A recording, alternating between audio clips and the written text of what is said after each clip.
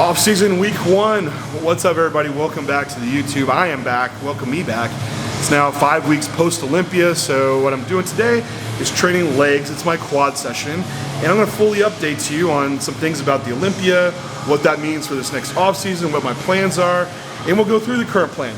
So we got a lot talked about. Don't know if I can do it all in this video, but maybe I'll do some other little videos of breaking some things down. So we'll jump into today's session and keep you updated along the way. So general thoughts about the Olympia. Gosh, we could talk here forever about it, but it was a phenomenal experience. Truly felt like walking on the biggest stage of the world, the summit, your Mount Everest, and felt so confident walking out there. I knew I nailed my look. Very happy with the condition level that I brought, how I presented it all on stage. There wasn't a nerve walking out there. You just knew I was on and nailing my best. So from there, you know, the 11th place was the outcome, and I knew, I kind of figured I would kind of fall within that range, and I'll take it. 11th best bodybuilder in the world, sweet. But now to improve from there, and feedback from Tyler was that, hey, you're on the right path. Everything looks like you're doing the right things you need to. Condition was great. He said just a little bit more overall size. He said a little focus on chest, and like he said, back thickness, like trap area. Then he's like, just make sure you keep your waist as it is, like keep it tight. So that's kind of where we're at, why I'd move into an off-season phase now and work on those things. So let's, leg extensions, that's what's first for the day. Still doing them first, so I don't have to use as much load in my compound movements, and staying in the 12 to 15 rep range on these for 3 sets. My volume has moved up a bit in this post-show phase. Recovery is good. Looking back over my last off-season picks, quads improved, but they could come up a little bit more, so adding a little bit more volume than what I was doing last off-season, which was like 6 to 7 sets. So now moving to like 9 sets for total quad work for the day. For loading the leg extension, put most of the load on that top peg, so I get pretty heavy right off the bottom when this muscle stretch, which should give you the best stimulus for growth. Why I put that first, to get a lot of stimulus and low fatigue. Now I will start moving this as I progress into the off season. Probably still do some lighter sets on it, then move straight to a compound lift. So until you're like really strong, you could probably start with your compounds and give you good overall growth. But as you get more advanced, you need more specific areas to grow. You might be needing more isolation work first, then moving to your compound work.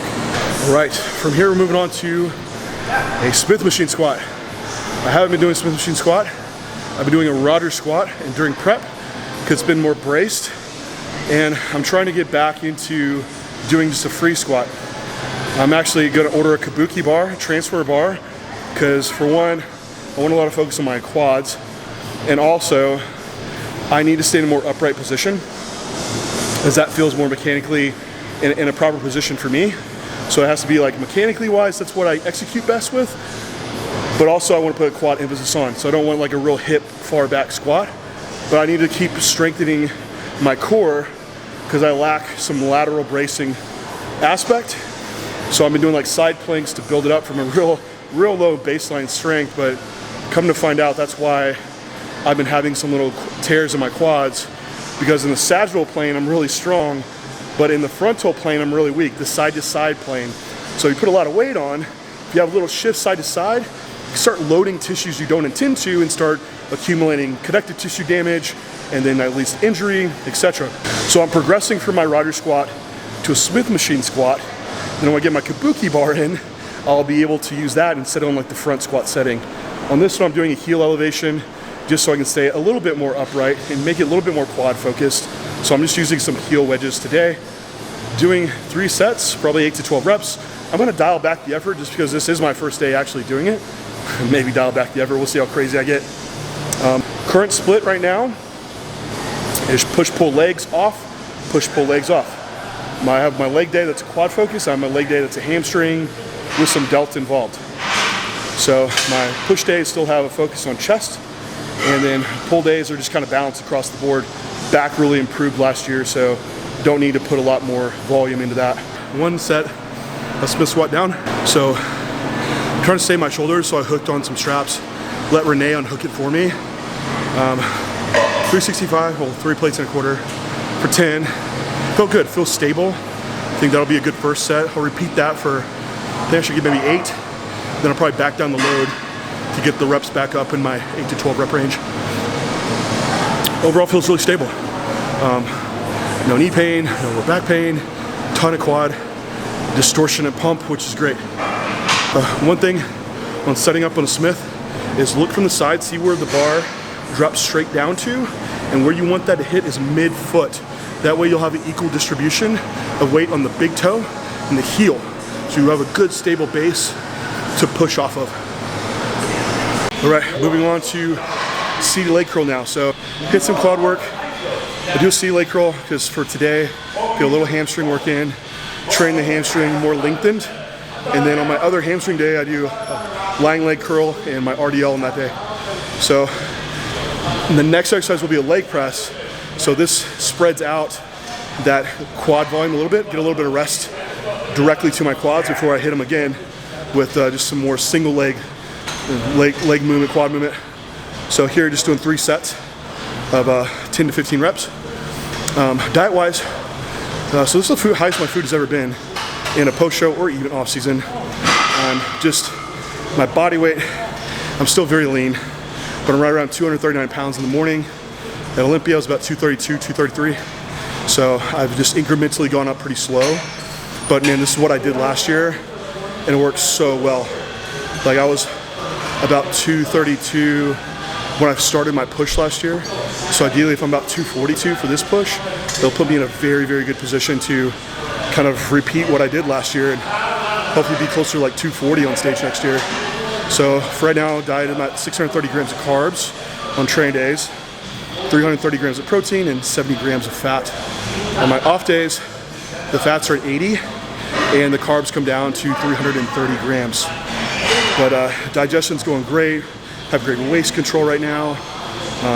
Performance is moving up. The only thing that's not quite there, but it's improving, is sleep. So once I have sleep 100%, off season will be ready to kick off hard. All right, so after the hamstring curl, we're moving to Cybex leg press. So how I have programmed right now, my main compound, my squat, it hits quad, it hits some glute as well. So for this movement, I go to an even more braced pattern. That's a Cybex leg press is very quad biased. So put my feet very low on the platform. I keep it more directly in line with the hip, so it feels more center mass, but it also allows a little bit more probably bias to the vastus lateralis, so a bit towards the quad sweep. And also, I think it's a good benefit to have in some unilateral work to keep some bracing in that frontal plane, so that lateral side to side. Now, it's not that challenging because it's pretty braced, but hopefully I can also build in and rotate in some other more single leg work that is requiring more bracing for that lateral strengthening of the hip. This might be like a contralateral loaded split squat, for example. So I might rotate in. What I've done in the past is having like a hack squat that's very quad based, braced into that split squat. Then my other leg day would be like a Smith's machine squat into a single leg press. So I could rotate them like that. But anyway, doing 3 sets on this. Keep the reps 12 to 15, so a bit higher on this type of work. As far as cardio and steps and things go, I'm at 10,000 steps a day. No cardio yet. I'm kind of waiting for recovery really to kick back up before I start bringing in some more HIIT. So I'll start implementing that 1-2 sessions, then get up to like probably 3 sessions a week is where I'll keep it for this off season, having more leg work in place. Okay, that finishes all the upper leg work. Moving on to calves. So one of my favorites, we have an Icarian donkey calf raise. Now it is a little light, so I do have a gym pin to add some extra load. Doing 4 sets here. So how I set up my calf work is on my push and leg days, I'm hitting calves. So across right now it's like an 8-day training split. I get in, 16 sets of calves. So if you want calves to be big and you also suck at ankle mobility in your squat, train calves first in your leg day. That way, loaded eccentrics deep into the stretch will help actually improve range of motion, but also strengthen at that in range. And also, the muscles you train first usually get the best stimulus, and I don't see calf work taking away from your compound leg work. Now, why don't I do it first? Well, I have sufficient ankle range of motion, and calves aren't a huge priority. So, and on my push day, they get good stimulus anyway. So that's why I set that up. But I'm doing 4 sets here. Again, full range of motion, deep into the stretch. That's really the priority on your calf work. Slight pause in the bottom and control the press into the concentric. Staying in 10 to 15 rep range on these. All right, that wraps up the workout for the day. So what are my plans? Well, I tentative have plans. So I want to do something in the fall. I want some extra off-season time compared to last year. So right now it looks like I really want to go to Europe, honestly. And I kind of want to hit the Italy, London, France circuit. I think that would be a ton of fun. Go to 3 different countries, like what an experience, and just have a blast with Renee over there. That also gives me about a 24-week push phase, downtime before I hit prep, then into like I think it was like a 15-week prep is what I scheduled out. Probably won't need that much time. However, I want to do Texas too. If I'm ready, I would do it. It's just such a badass show. It's in the home state. So that's kind of like the tentative plan. This gives me like about an extra 7 weeks of off season compared to what I did last year. So I figure having a little bit extra time, might not get as much progress as I did last year, just with getting more advanced.